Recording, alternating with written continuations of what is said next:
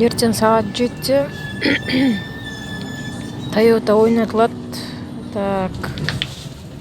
Соны көріп, айту программамен кіріп көру керек сағат 7-те. Аптасына 7 чектен асып жібермеу керек. Айына 21 чек болу керек. Телефондарыңыз қосылып тұру керек. И iPhone телефон ойнатылады. Осының бәрін қадағалап отыру керек. Кейін мына чектерге бәрі чек болса жіберіп үлгеріп алыңыздар. Ертеңнен бастап жаңа товарлар шығады.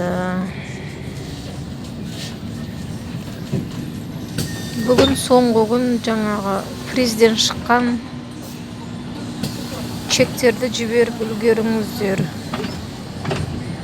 Кейін аптекаға да байланысты чек болса жіберіңіздер. Мысалға, маған Аквадетримге 1900 теңгелік тұратын товарға бүгін 300 теңге түсті. Жақсы мүмкіндік. Пайдаланып қалыңыздар.